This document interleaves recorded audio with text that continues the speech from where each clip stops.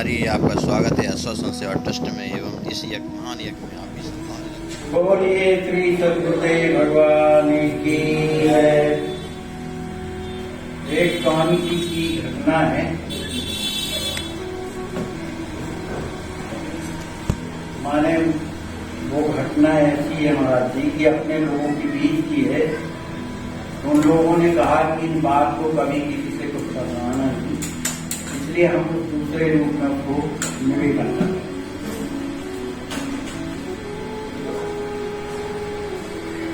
हैं। एक अपनी गुरु बहन है महाराज और परिवार बढ़िया है, भजन करना पूजन करना इस तरह का उसका स्वभाव था, लेकिन हृदय से बड़ी सरल, कपट दुनिया का नहीं, जो जैसा कहते उसी बात को मानते, इस तरह का उसका स्वभाव है। अभी भी है वो। तो एक बार क्या हुआ कि उसके साथ एक महिला उसको अपने घर ले गई। तो उसको एक महिला अपने घर में ले गई। एक महिला जो दूसरी थी उसको अपने घर में ले गई। उसके अंदर गलत विचार थे और वो इस बात को जानती नहीं थी। तो ठंडी के दिन थे महाराज जी, तो वो सरल सीधी अपना चली गई उसके साथ में। तो देहातों में चूल्हा वगैरह बने रहते हैं जिसमें आग जलती रहती है। वो चूल्हे के पास जाकर के और बैठा दिया, बैठ गए। कहा मैं जा रही हूँ तो तक कर ले आऊं तो तुम्हें चाय बना दूं। तो बोली हमको चाय की जरूरत नहीं है, हम ऐसे 2 मिनट बैठेंगे, जल्दी चले जाएंगे। कह नहीं हम अब भी आ रहे। तो उसने बाहर से दरवाजा बंद कर दिया।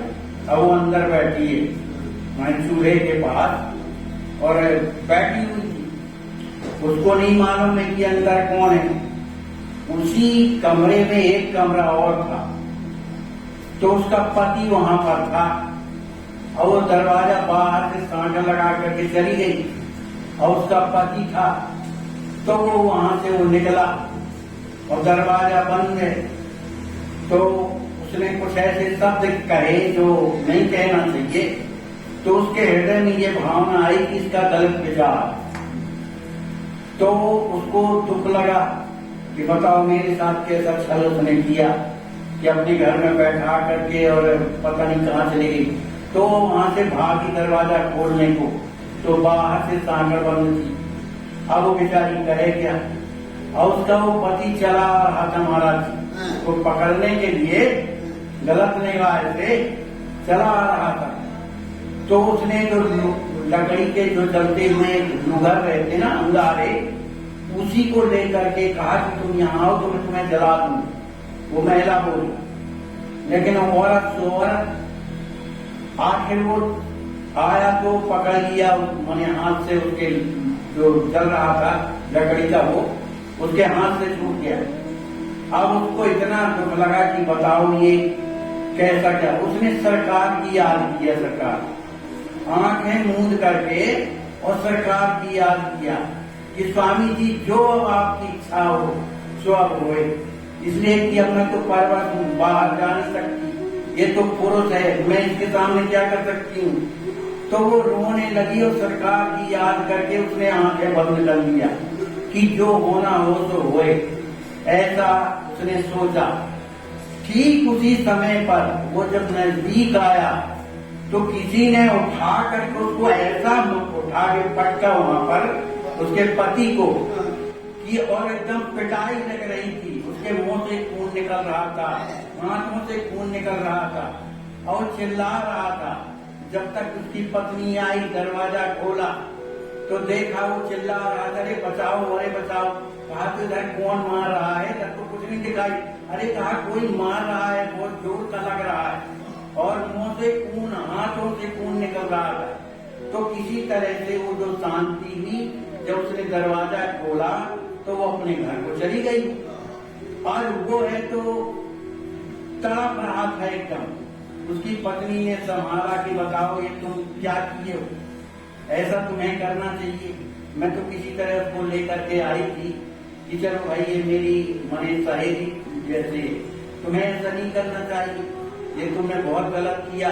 अब उसको कहा पता नहीं कौन मार रहा है, अभी भी मार रहा है, और दिखाई कुछ नहीं दे रहा था, पर लगता जरूर था। जब मुंह निकल रहा है तो लग ही तो रहा है। वो बेचारा परेशान हो गया, अंत में जब शिकस्त हो गया तब उसका मार खाना बंद हुआ। माने जब वो परेशान हो गया, फिर वो लक्ष्य हो गया, तब मार खाना अपने आप बंद हो गई। और फिर उसके बाद बीमार पड़ गया। उसकी पत्नी ने कहा कि बताओ तुमने एक ऐसा काम किया, मैं कैसे नाक दिखा सकती हूँ। उसने उस पति का तलाक दे दिया। तलाक दे करके और अपने आज मायके में रह रही महाराज जी। और वो भी महिला अपनी गुरु बहनी है जिसके साथ ये घटना घटी थी। तो सरकार ने देखो उधर कोई नहीं था, दरवाजा बंद, बाहर से सांकड़ बंद, लेकिन वह कौन आया जो उठा पटक रहा था और चिल्ला रहा था वो। तो भैया आज भी कलयुग में सदगुरुदेव भगवान है, आज भी भक्तों की रक्षा होती है। ये कोई काल्पनिक और बनावटी बात नहीं, सही बात है। पर उसका कहना कि ये बातें कहीं प्रदर्शित ना हो, लेकिन ये घटना घटी थी। लेकिन फिर भी अब मन में आया, उनकी प्रेरणा से तो मैंने निवेदन किया। बोलिए श्री सीताराम जी महाराज की।